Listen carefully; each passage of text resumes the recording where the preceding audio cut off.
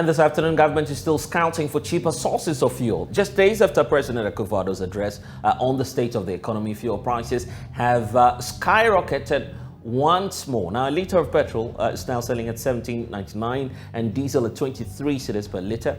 And in a bid to contain the fast escalating price of fuel on the market, the president indicated in his last address that government was exploring measures of securing cheaper sources of fuel. I know that the increasing cost of living is the #1 concern for all of us. It is driven by fast escalating fuel prices at the pumps, which is caused by high crude oil prices on the world market and our depreciated currency. I know that this is putting intolerable pressure on families and businesses. I know that people are being driven to make choices they should not have to make. And I know that it has led to the devaluation of capital of traders and painfully accumulated savings. Furthermore, government is working to secure reliable and regular sources of affordable petroleum products for the Ghanaian market. It is expected that this arrangement, when successful, coupled with a stable currency, will halt the escalation of fuel prices and bring relief to us all. Well, Joy News is already learning that some of the transport unions are making a case again for transport fares to go up. Just 2 days ago, 19% was the latest increment that took effect after GPRTU met the president, indicating that the figures were pegged on the assurances the president gave that fuel prices would no longer go up. So hence, of course, we're expecting that GPRTU will be back on the table with new price guidelines. But before we get into all of that, hearing from GPRTU, I want to bring in Dr. Suleiman Yusuf, who's an energy policy analyst, looking at all of the figures for us. He's been with us all throughout the day. I'm grateful, Doc, for your time here on the polls as well. Now, let's start off with the cheaper sources of fuel that the president is counting for. What are the options now, and where possibly can we be getting that from?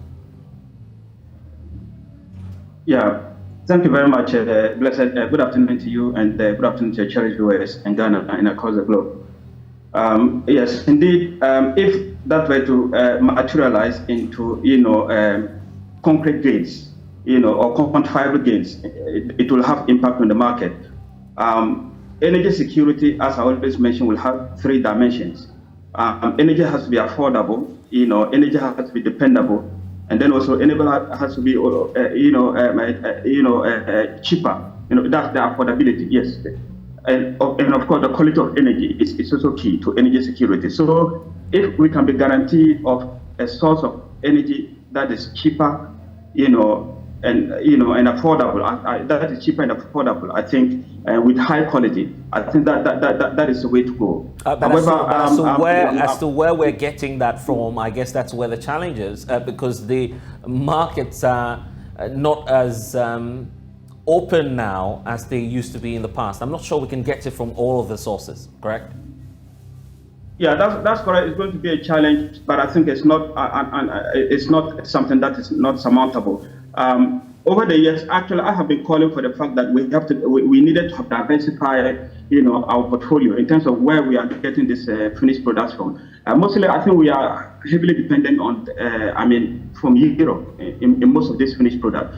Unfortunately, Africa, we haven't had that much. That would have been the best and credible conduit and the cheaper conduit to be able to get that. Now, Africa, of course, Dangote refinery is not available, it's not yet on stream. So our main source at the moment is Europe. Now, the other possible sources that I am thinking about in my mind is Russia, #1, and also #2 is the GCC states. That obviously would have been the option. But looking at the fact that we're negotiating with the IMF, the West, quote unquote, we need liquidity from that side as well. I'm not sure that our government will attempt dealing with Russia at this point, particularly when we've also publicly condemned Russia in this whole crisis. So we're sort of locked up, especially on our own words. Yes, You're correct. That's what I'm saying. It's going to be dicey, but it's something that can always be worked out. Behind the scene. However, it's going to be. Yes, we are dealing with IMF. I mean, which statement that we have made in the past were unfortunate, as a matter of fact, because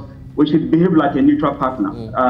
In the sense that this war is quite, a dicey one. It's a double-edged sword if you want to approach it in any way possible. I mean, Russia is not the main player. They are the second largest in terms of crude oil production. Gas, they are forces to reckon with. And so Russia is a place that potential we could have, fuel sources. Now, the other source that I mentioned, Blessed, is the GCC states. For sure, most of these fuel products that we are taking from, Europe, they are coming from the Gulf cooperation nations. Now, what they have done that have secured their energy security, that have secured their currency, and I can tell you on record, you can check it, almost all the Gulf states, and where I am for the past 20 years, the dollar to their local currency has been the same, regardless of whatever happened. And it's not any, any record science, rocket science. What you need to do is, if you are an oil producer and you also have a refinery, what you need to do is you have to just link up your upstream and your downstream, because time will come where the downstream is going to be very hot and you need the upstream to support that. And time will come where the upstream is going to be very hot and you also need the downstream to support that. Yes, and if you don't link them up and make them strong and robust, you will find yourself in this situation. So this inevitable that we find ourselves, it's not surprising, because the kind of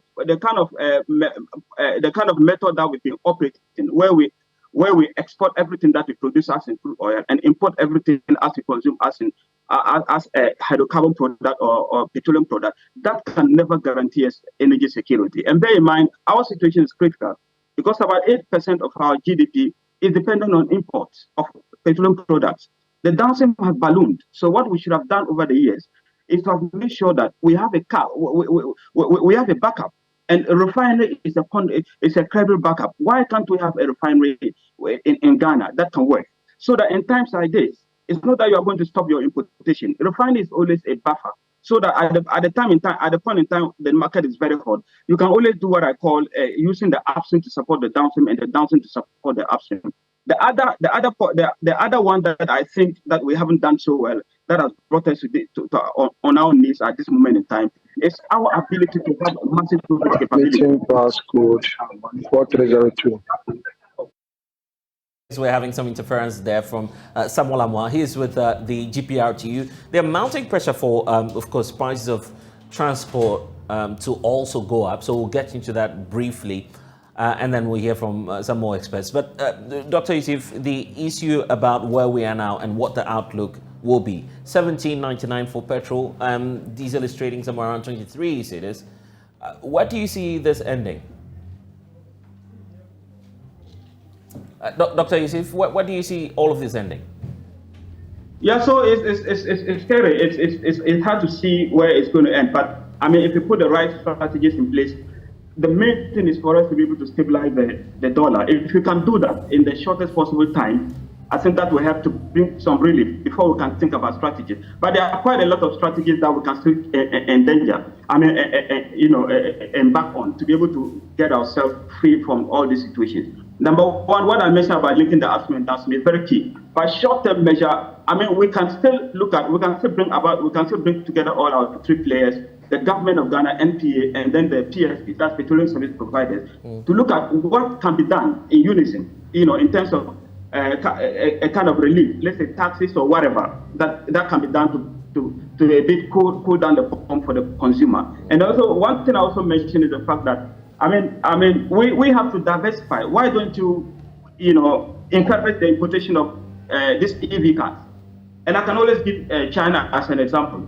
China is the second largest petroleum consumer, and they have the most penetration in terms of EV cars. Because in times like this, if we actually had a diversified portfolio where we don't have so much pressure on dependence on hydrocarbon products, I think it itself would relieve the pressure. And it's not the fact that EVs are going to come and the hydrocarbon products are going to go down the drain. That can never happen.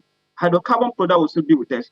But in situations like this, if you have a diversified portfolio, it actually relieves you a bit of pressure. And if you care to know, those who use the hybrid cars, I think they consume far less fuel than those of us who use petrol-run engine. So yes, taxes is something we can look at.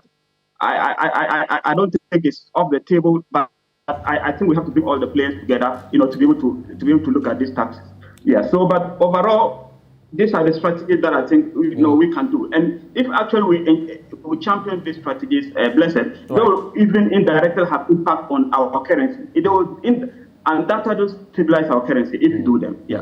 Okay. And finally, if we're to take any of the tax components out, where should we be targeting? Because you raised that point. Yeah, so we have a lot of what I call nuisance taxes. Nuisance taxes, in my opinion, are taxes that have outlived their useful life. There was a time, that the candidate that comes to mind is the SPT. That is something that the government can look at. We have price stabilizing levy. In fact, that should have been the thing that should come on table. Because price stabilizing levy was put in place for times like this. When the situation becomes volatile, we'll kick it in to be able to stabilize the market. I know the market has already burned. We should have done that earlier on. The market has already burned to the extent that, most of these taxes might not have that quantifiable impact that we want to. But I think it is still something that we can consider. And considering that, we have to bring all other players that I talked about, the PSP, that's Petroleum Service Providers, and then also the regulator. All of them, they all have some part to play. Because at the end of the day, what is the use? Blessed, if you remove a tax and a PSP increase the premium, it will just nullify the tax. So that's actually why I think if we want to go that way, we have to bring all these players together at the end of the day so that the consumer can benefit whenever there's any tax drop. And then other ones that I think about is the upstream side. But it's a dicey area where we always talk about the windfall taxes. But that one, the government can sit down with our IOCs to see what they can help. Magnanimous, in terms of just goodwill, let me put it that way. Because yes, upstream is benefiting. Unfortunately, our share of the upstream portfolio is meager. So we can sit down with our IOCs. It's been something that is talked about globally. Everybody's looking at what they call something that you can cascade from where you have strategic advantage to where you are burning up. And in this case, if also the government can sit down with them and they can reason and see what they can give out in terms of the profit, that will also help. Okay.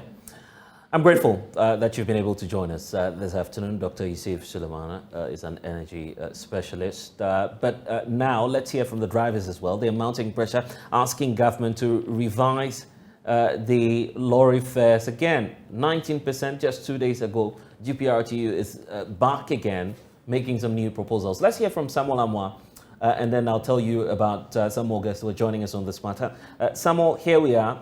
Just last week, I believe, you engaged the president and you indicated on the probe with MFR Powell that the reason for which you agreed on the 19% was because the president had given assurances that fuel prices will come down. It's up again, so I believe you're asking for more, correct? Thank you very much. Let me say good afternoon to your viewers. What is happening is that, yes, we met the president exactly last week. And then, as we earlier said, the negotiation was like we were asking for 40%. Finally, we arrived at 19. And then the reason why we accepted the 19 was that the president gave us an assurance that they are going to work on things to make sure that the next pricing window, the fuel will not, get to where it is now. That was what they told us before we agreed on the 19th. Then the next day, we find out that it has gone up to 16 point, something. But as of today, checking the pump now, diesel is about 23.49, and the fuel petrol too is about 17.99. And then now the problem now with our drivers is our expectations, are not met. Because what the president told us was that the fuel, they are not going to increase it to that extent again. But since it has been increased, now I think the best thing for us to do is also review our transport fares, because we have no option. Will that not be too much for your customers to bear? You've just done 19%. You want to go up again? Yes, my brother. Yes, we are talking of it will be too much on the passengers. Yes, we know it's going to be a burden on the passengers, but let's think about the driver too. You know, I told you that before we went for this negotiation, we were asking of 40% because of where those components has gotten to. By the time we had this, our 20%, the fuel price was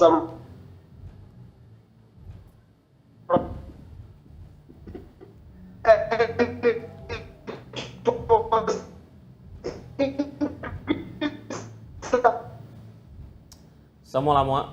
Okay, it appears we've lost Samuel there. Probably would. Samuel, can you hear me? Samuel, are you with us? Okay, it appears we've lost Samuel Amwa there, but definitely in the course of our programming, we'll definitely get back to GPRTU to find out exactly what their demands are. But it's clear that they've established the point that the 19% would not be enough. Hence.